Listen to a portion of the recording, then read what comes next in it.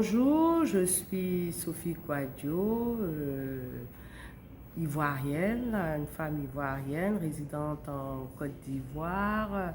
J'ai fait l'école primaire au groupe scolaire La Farandole, où je suis la présidente de la mutuelle des anciens. Après, je suis allée au cours Castan où j'ai eu mon bac, ensuite mon BTS.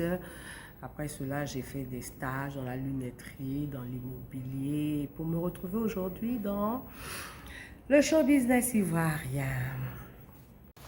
Ce qui m'a motivé, ce n'est pas une motivation en tant que telle, hein. C'est un grand frère, M. Jean-Paul Vena, qui travaillait à la radio ivoirienne.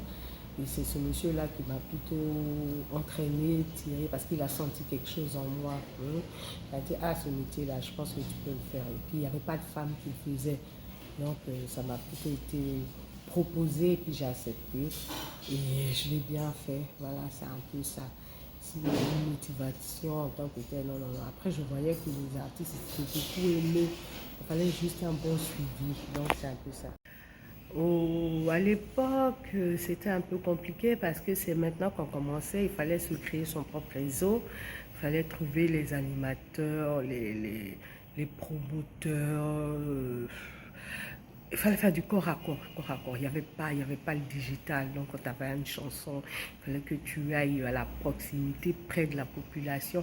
Écoutez, c'est quelque chose qui marchait, mais c'était compliqué, surtout pour aller à l'intérieur du pays. Il n'y avait pas les voix, donc c'était difficile. Je me rappelle, mon premier spectacle, c'était avec Fadaldé et comment il s'appelle, Ismaël Isaac. Il fallait aller à Korogo.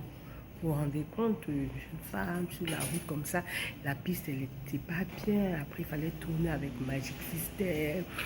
C'était un peu ça, difficile de se créer son propre réseau, connaître la mentalité des gens, orienter le travail. C'est ça qui était un peu la difficulté. Sinon, dans l'ensemble, quand tu as une petite passion, ça va, ça va. Alors, un de mes plus beaux souvenirs, je me rappelle, une année, on est parti au Bénin et puis il y avait un monsieur qui était assis à côté de nous, un Béninois qui aimait bien le zouglou. Et au finish, qui c'était le fils du président de la République. Waouh, c'était trop top. On est resté avec ce monsieur-là, il s'appelait Kérékou, son nom de famille. On est resté avec lui, on a passé tout le séjour avec, on nous a fait rentrer dans des endroits vraiment super. Le séjour était agréable. Vraiment, c'est un de mes plus beaux souvenirs. Il y en a encore, mais celui-là, il fait partie. Alors, une anecdote, je me rappelle une fois, on était allé au Bénin, oui, au Bénin, puis on était assis auprès de quelqu'un, on ne savait pas qui c'était, mais c'était vraiment assez sympa, qui aimait beaucoup le Zoulou, un Béninois.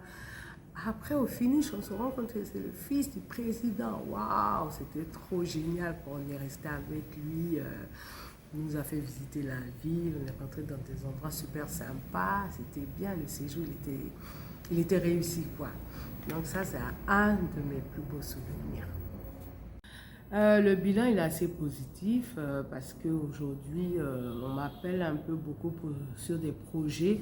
Même à l'Inter, là, je suis assistante de production, donc c'est bon. Après, les artistes que je coach, ils bénéficient de beaucoup d'avantages. Donc, et puis, il y a les petites réalisations, ça et là. Donc, le bilan, il est positif. Hein. Alors, l'actualité, c'est un peu la production et puis le coaching un peu personnalisé parce que il faudrait que vous sachiez en matière de management, c'est évolutif. Le management en 1960, c'est pas comme celui de 1980. Celui de 80 n'est pas comme celui de l'an 2000.